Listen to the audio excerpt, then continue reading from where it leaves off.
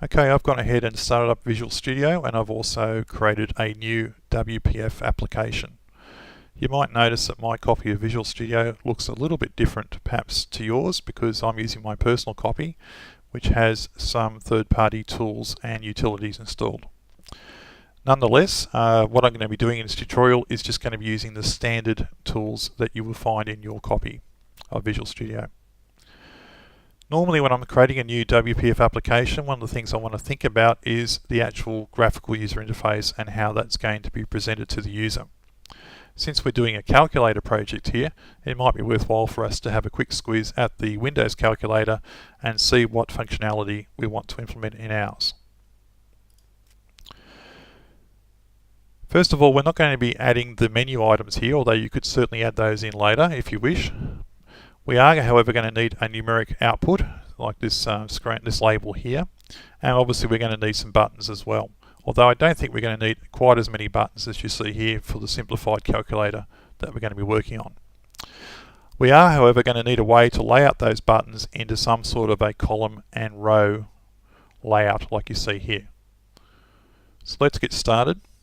First things first, I'm going to go into the XAML and I'm going to modify the title for our window. And I'm also going to make a little bit of an edit here to the dimensions of the window as well. I'm quite happy with the height, which is set to 350, but the width is certainly too wide for what we want to do, so I'm going to set it to 250. Now we're ready to think about how we're going to lay these controls out, and in this particular tutorial I'm going to make extensive use of some of the features that come with the grid. The first thing I need to do is divide my grid up into two rows. The top row will have the label for displaying the output from a calculator, and the bottom row will have the actual buttons. I can do that through the XAML by either coding it, or I can go ahead and do it visually here on the window. So let's have a look how we would do it visually.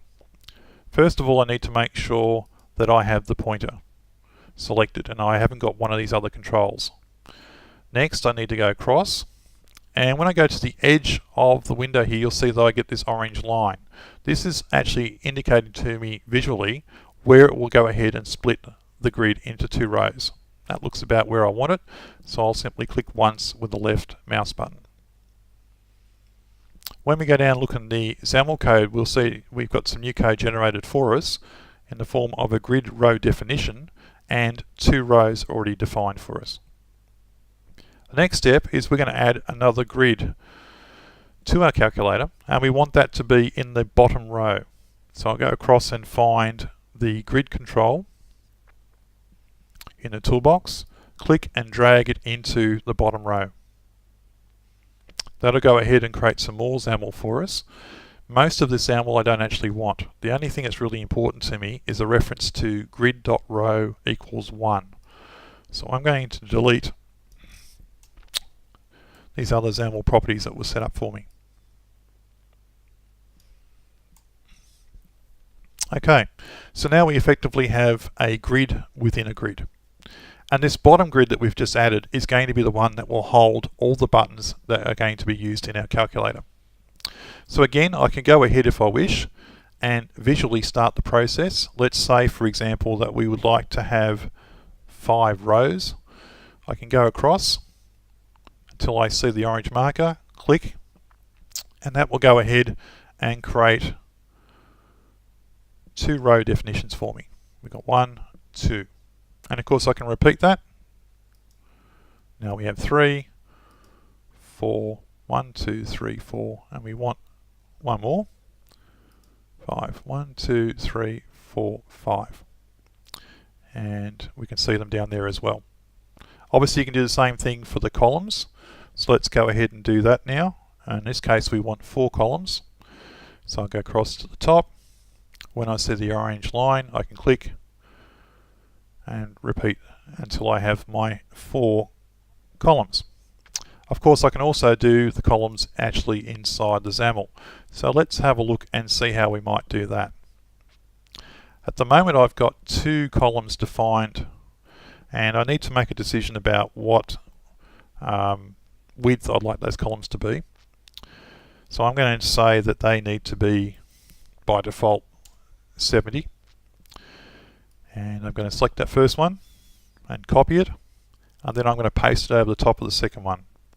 And now I have 2 columns at 70 wide, and I'm just going to copy and paste until I end up with the number of columns that I want, which is 4. Let's go and look at the row definitions. The first one was set to 44. You can see the sizes aren't consistent here, they're all over the place, and that's fairly typical when you're just clicking and doing your best guess. We'll fix that up now. So we'll decide that the row definition height should be 50. Now I can go ahead and just edit the remaining row definitions if I wish, like so, or I could go ahead and just copy one that's correct and paste that over the top of the ones that aren't. The other great thing about these rows and columns is it's very simple to change your mind later. If you'd like to add another row, for example, just simply paste a new one in. And if you want to get rid of some rows, then just go ahead and cut some out.